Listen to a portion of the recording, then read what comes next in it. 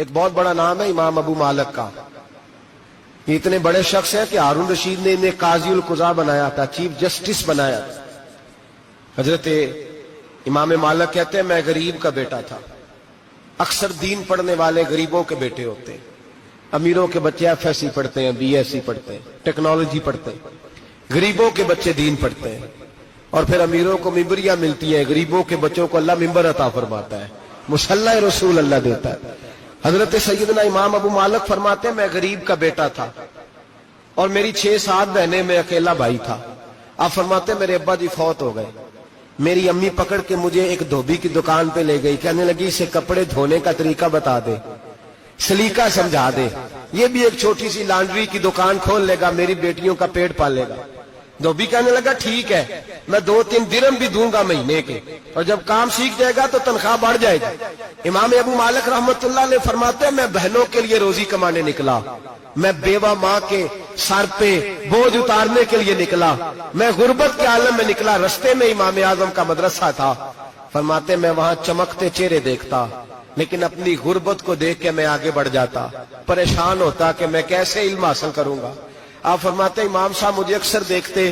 ایک دن امام اعظم باہر نکلے, مجھے کھڑے ہوئے دیکھا تو قریب بلایا, سینے سے لگایا, ماتھا چوما. کیا نام ہے؟ میں نے کہا ابو مالک میرا نام ہے. کہا تمہیں پڑھنے کا شوق ہے؟ کہا بڑا شوق ہے. کہنے لگے چل آ جا پڑھا کر, آ جا مدرسے میں پڑھا کر. کہتے میں سارا دن وہاں پڑھتا, گھر سے کام کرنے آتا, سارا دن امام اعظم کے پاس پڑھتا رہتا. مہینہ آیا تو میری اماں کہنے لگی تنخواہ لاؤ.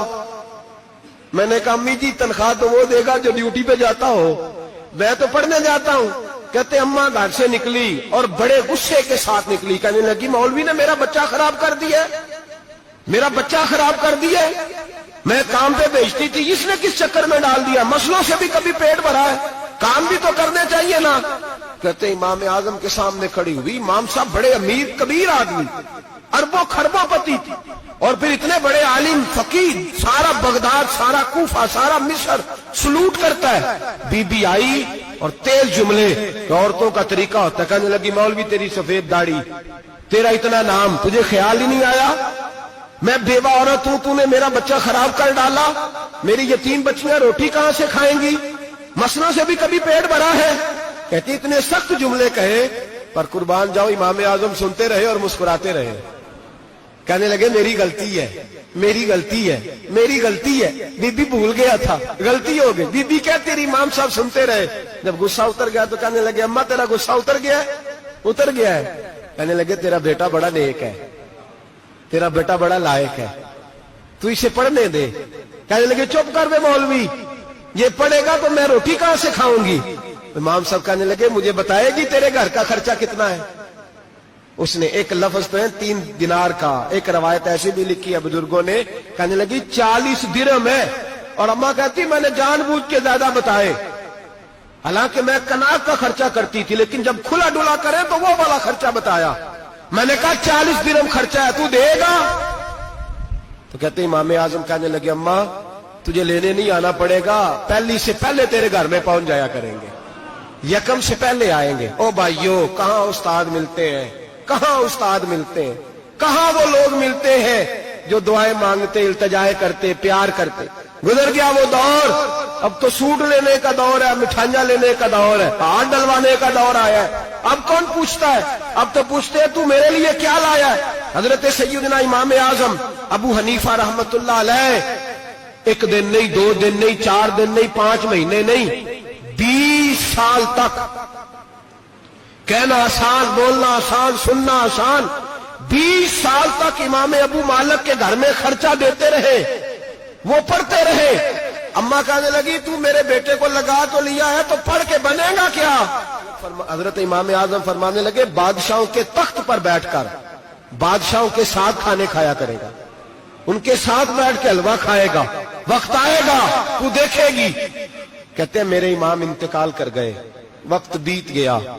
ہارون رشید نے مجھے بلایا بغداد میں اور کہا میں آپ کو چیف جسٹس بنانے لگا ہوں. کہتے ہیں میں خوشی سے سجدے کرنے لگا, میں چیف جسٹس بنا. میں نے اپنی اماں کو خط لکھا کہ اماں بغداد آ جا, تیرے بیٹے کو اللہ نے بڑی شان عطا کر دی ہے. فرماتے ہیں ہارون رشید کی بیوی بڑی औलिया की उलमा की बड़ी फरमा बरदार थी, मोहब्बत करने वाली थी। उसने हलवा बना के भेजा, खाना बना के भेजा।